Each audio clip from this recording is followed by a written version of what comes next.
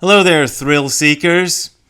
Yesterday, somebody pointed out to me that Roshi Joan Halifax of Upaya Zen Center had posted this on Twitter. As you can see, it says, "I am a Buddhist and you know whom I am voting for. Join me." Now, for those of you who may be wondering whom she voted for, this tweet comes at the end of a series of tweets lauding the wonders of Kamala Harris and the bravery of Joe Biden at being forced out of the race after an amazing public display of total incompetence in the debates. So, yeah, she's telling you to vote for Kamala Harris, and she's telling you to vote for Kamala Harris because that's what Buddhists do. No question about it. That is what she's telling us to do. Now, I will admit that this pissed me off. Really pissed me off to see it, and I reacted to it on Twitter, and you can go on Twitter if you want to see how I reacted to it. But the main TLDR, as the kids say for this, too long didn't read, is that famous Christians who tell you God wants you to vote for the Republicans, and famous Buddhists who tell you that Buddha wants you to vote for the Democrats are exactly the same thing. They betray Christianity and they betray Buddhism. And I feel like American Buddhism is in a mess right now, and part of the reason it's in such a mess right now is it's so wrapped up in politics, especially big centers like Upaya Zen Center, especially famous Buddhists like Roshi Joan Halifax. And remember what I told you, kids, Roshi is one of these things that's very polite when you call somebody else Roshi. That's a very nice thing to do. When you call yourself Roshi, that's obnoxious. It's like me saying, "Hi, I'm handsome Brad Warner." So that's Roshi Joan Halifax for you. Now, the reason this pisses me off goes back to my early development in getting into religion. When I first started to get that impulse to get religion in my life. Now, remember, I didn't grow up in a religious family. My family wasn't like raging atheists, but we were just kind of didn't care about religion. And I was the only one I know of in my whole family who ever cared about religion, still to this day. But I really got into it, and the religion that I wanted to get into was Christianity. I was a huge fan of Jesus Christ Superstar, and after I'd watched Jesus Christ Superstar a couple of times and listened to the record countless times, I got myself a kid's Bible and read the kid's Bible, and then tried to read the adult Bible that my mom had in the living room there. And so I got really into it, and when I became a teenager, we'd moved back to the United States at this time. I was living in Africa when I first started getting into Jesus Christ Superstar and Christianity in Kenya and Nairobi. So we moved back to America, and one of the things I realized or found out, was that there was a channel on TV out of Canton, Ohio, channel 17, that was a Christian TV channel. And I thought, oh, great. Now I can find out about Christianity by watching this Christian TV channel. I'm 13 years old or 12 years old, I guess, by this time. I didn't know what I was getting into. And what I was getting into was this. Let me show you some clips. I don't know if these were probably shown on channel 17 from Canton, Ohio at the time. I just got them off the internet. But let me show you a couple clips. First, here's Pat Robertson interviewing Ronald Reagan. What do you hope for in the next 3 years? I would like to see resolve the problem of prayer in schools. Mr. President, thank you so much. This has been wonderful. Well, God bless you. Well, thank you very much, and I am convinced this is a nation under God. And as long as we recognize that, believe that, I think he'll help us. There's no question about it. And now, here is Jim Baker. I hope you guys know who Jim Baker is. Go look up Jim Baker televangelist scandal if you want to see something really scandalous. Anyway, here's Jim Baker, televangelist, who's talking on his show in 1983. I have a telegram that is very, very special that I think we ought to read to get our celebration of our Victory Day started. Nancy and I are delighted to send our warm greetings and congratulations to the PTL Club as you observe your Victory Day celebration by focusing on wholesome family development, the plight of the unborn and the newly born, and the spiritual dimension of daily life. Our religious institutions provide a valuable message for our citizens. Signed, Ronald Reagan, President of the United States of America. Praise God. Okay, so this stuff was just like, oh my God. Now, for one thing, the little bit of politics I was picking up mostly from listening to John Lennon albums and hanging out with, well, my parents were pretty lefty, was very anti-Reagan. But I could see there was a deeper problem even than the Reagan thing, was that they were mixing up religion and politics, and they were telling people that God wanted them to vote for Reagan. This just completely... I got soured on Christianity after seeing this. And just to let you know that this stuff is still going on, here's a clip from this year. I don't know who this guy is, but listen to what he has to say. I'm to the place right now, if you vote Democrat, I don't even want you around this church. You can get out. You can get out, you demon. You can get out, you baby butchering election thief. You cannot be a Christian and vote Democrat in this nation. I don't care how mad that makes you. You get pissed off as you want to. You cannot be a Christian and vote Democrat in this nation. And now the Buddhists are getting in on the game too. Here's, let's see, Joan Halifax's tweet again. I am a Buddhist and you know whom I am voting for. Kamala Harris. Join me. And now here is a Dharma talk advertised from the San Francisco Zen Center. I hate Donald Trump. And now here's an oldie but goodie from 2016, Stand Against Suffering. This was an open letter, I guess you might call it, signed by, 20 or 30 famous Buddhist masters, Roshi's all, I'm sure, telling you how they were standing against suffering. Suffering was basically a code word for Donald Trump. These kind of things. I was talking to Shozan Jack Haubner, who does the Zen Confidential YouTube channel, which you should all go look at. I think it's a really good YouTube channel. And we were on the Guru Viking podcast. I don't know when the thing is coming out, but he started talking about how all these letters were coming out, all these open letters from Buddhists saying that they were against this thing and against that thing, and they're against suffering. I did 2 videos about it at the time when this came out, and they're probably still up on YouTube if you want to look at them. I don't know if I took them down. Sometimes I rotate things out.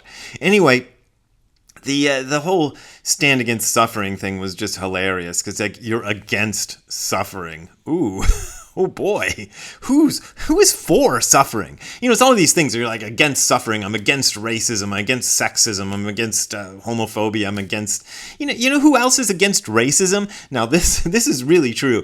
Back when cable access TV was a thing, this was like anybody had access to the local cable system and could put out their own cable TV show. I watched a public access TV program made by the Ku Klux Klan, of all people, trying to up their image, trying to make them seem like good people. And one of the claims they made was they were against racism. So, of course, the Ku Klux Klan is totally racist, but even the Ku Klux Klan has to say they're against racism, because nobody wants to say they're for racism. So this against racism, against suffering, who cares that you're against that stuff? But one of the things I want to come back to is that clip I showed you of the guy talking this year, who basically said, if you're a Democrat, if you're in this church and you're voting Democrat, get out. That is how I felt at churches when I went to some churches back in the day when I was a young whippersnapper trying to get into religion, because I, at that time, would have voted Democrat, straight down the line. And now, what the Buddhists are doing is exactly the same thing. If you're going to vote Republican, get out of this Zendo. Now, they won't say it so overtly as the sort of right-wing Christians do, but the message is absolutely abundantly clear. Nobody could possibly miss that message. They don't want any people who are of the wrong political view to be in their Zen centers, in their Zendos, in their Zen spaces. Actually, this is one of the reasons I think a lot of the Zen places or Buddhist places in the United States carried on with the restrictions, the public health restrictions we all had to follow, they held on to them way longer than anybody else, because I think it was sort of like a, I don't know, you call it a litmus test or something. Like nobody but the most leftist people were left wearing masks anymore. And so they were requiring the masks because that's the way to keep the bad people out. Now, I don't understand why we don't want the bad people to have access to Buddhism. Like to me, I would think, Jesus, reached out to the lepers and the drunks and the whatevers, to try to bring, not just try to bring in the good people, just bring in everybody. But we Buddhists in America, we don't want the wrong people here. So I called this video the Kamala Sutra. I have to be careful because I'm going to say the wrong one, because there is a famous sutra in Buddhism called the Kalama Sutra. So the real one is the Kalama Sutra, and my joke version is the Kamala Sutra. But let me read you a passage from the Kamala Sutra. It's not the Kamala Sutra, the Kalama Sutra, the actual sutra. Now, this sutra is supposedly spoken by the Buddha when he is coming to a village of the Kalamas, and the Kalama people's village. And the Kalama people's village had been visited by a lot of other sort of holy men, probably holy women too, because they were around too, at that point, and they were confused about who to follow, and they were having doubts about the Buddha himself. And the Buddha responded by saying, "It is proper for you, Kalamas, to doubt, to be uncertain. Uncertainty has arisen in you about what is doubtful. Come, Kalamas, do not go upon what has been acquired by repeated hearing, nor upon tradition, nor upon rumor, nor upon what is in a scripture, nor upon surmise, nor upon an axiom, nor upon specious reasoning, nor upon a bias towards a notion that has been pondered over, nor upon another's seeming ability, nor upon the consideration this monk is our teacher. Kalamas, when you know yourselves, these things are bad, these things are blamable, these things are censured by the wise, undertaken and observed, these things will lead to harm and ill, abandon them." So figure it out for yourself. And this is the message that American Buddhists should be preaching this year, is not, I'm voting for Kamala, so you better vote for Kamala too if you want to be a good Buddhist. No. Don't even go there. It is that you are free to vote for whoever you want. What we do in this Buddhist center is we do meditation and we read the old sutras and we go through all that old ancient junk and we work on ourselves and we try to see the truth clearly without influencing others. And the other thing that burns me up about this stuff is how stupid it is. It's just so stupid. And Roshi Joan Halifax, I am calling you stupid. Because who cares? Like, look, this video will probably get, I'm just guessing, more than my average. My average video view count is about 1,500 to 2,000 usually. So this might get 3,000 or 4,000, I don't know, because it's a controversial topic. Now let's imagine that I told you who I want to vote for, which I'm not going to do. If everybody, every single one of you out there watching this video, all of you, decided to vote exactly the way I voted, wouldn't make a bit of difference. Would not make a bit of difference. Joan Halifax, her reach is probably smaller than mine. I mean, she's got this big center out there in New Mexico or something. But, outside that, who cares? I don't see her books on the bookstore shelves. So it's not going to make a bit of difference. So you're just wasting your time trying to tell people who to vote for. It's just stupid. So, not only is it a betrayal, a total, complete, and utter betrayal of everything Buddhism stands for or should stand for, and this is what I hold firmly to be true. It is to do that is a total betrayal. To try to use your status as a Buddhist teacher to tell people that it is the Buddhist thing to do to vote for your candidate, that is a total betrayal of Buddhism. It's not only a total betrayal of Buddhism, it's a stupid betrayal of Buddhism, because it isn't going to make a bit of difference. So why even betray the whole thing just for no difference at all?